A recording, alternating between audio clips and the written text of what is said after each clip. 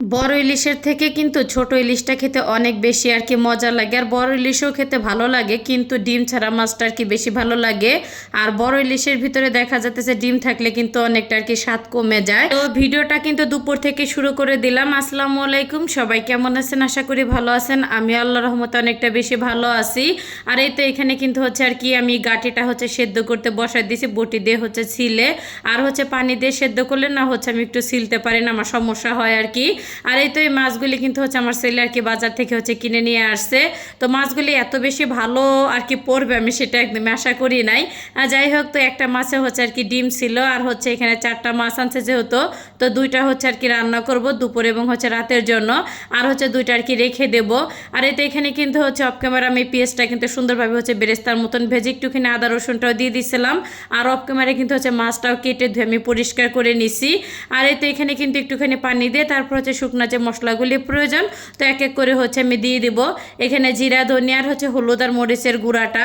যাই হোক, আর এই তো এখন কিন্তু মশলাটা সুন্দরভাবে কষানো হয়ে গেলেই ধুয়ে রাখা হচ্ছে আর কি মাছগুলি দিয়ে দিব। আর মাছগুলি দেওয়ার পরে হচ্ছে মশলার সাথে উল্টিয়ে পাল্টিয়ে তো নেড়ে চেড়ে একটুখানি পানি দিয়ে তো ঢাকনা দিয়ে আমি ঢেকে আর কি আমি রান্না করে নেব। আর ইদানিং কিন্তু হচ্ছে কয়েকদিন যাবতে আর কি তো আমার ছেলে কিন্তু হচ্ছে ভিডিওটা আমাকে এডিট করে দিতেছে। তো কেমন হচ্ছে এডিটটা হচ্ছে করা হয়, তো সবার কাছে কেমন লাগে অবশ্যই কিন্তু কমেন্ট করে জানাইতে একদমই ভুলবেন না। আর এদিকে কিন্তু মাছটা হচ্ছে আমার সুন্দরভাবে আর কি কষানো হয়ে গেছে, তো এক এক করে হচ্ছে আমি তুলে নেব। আর হচ্ছে গাঁটি আর মাছ একসঙ্গে দিলে দেখা যেতেছে নাড়াচাড়া করতে গেলে মাছগুলি আর কি ভেঙে যাওয়ার সম্ভাবনা বেশি থাকে। এর জন্য হচ্ছে ফার্স্টে আর কি মাছটা কষিয়ে তারপর হচ্ছে গাঁটিটা দিলেই সব থেকে আর কি ভালো হয়। যাই হোক, এই তো মশলার ভিতরে কিন্তু হচ্ছে আমি গাঁটিগুলি দেওয়ার পরে তো ঢাকনা দিয়ে ঢেকে 3 থেকে হচ্ছে 4 মিনিটের মতন আর কি আমি কষিয়ে নিছি।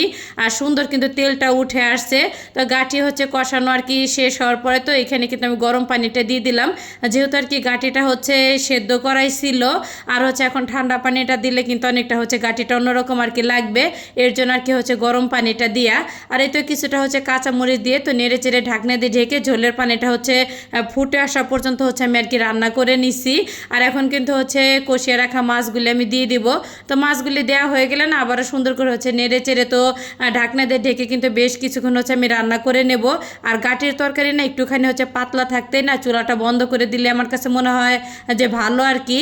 কারণ গাঁটির তরকারিটা হচ্ছে ঠান্ডা হইলেই দেখা যাইতেছে যে অনেকটা আর কি থকথকে হয়ে যায়। তো লাস্টে কিন্তু একটুখানি নুন প্রয়োজন ছিল, নুনটা দিয়েই কিন্তু হচ্ছে আমি আর কি নামিয়ে নিছি। মাছ কিন্তু রান্না আমার হয়ে গেছে।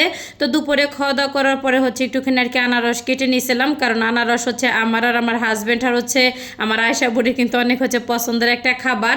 আর এই আনারস আমার কাছে মনে হয় সব থেকে একটা বেস্ট হচ্ছে একটা আনারস ছিল।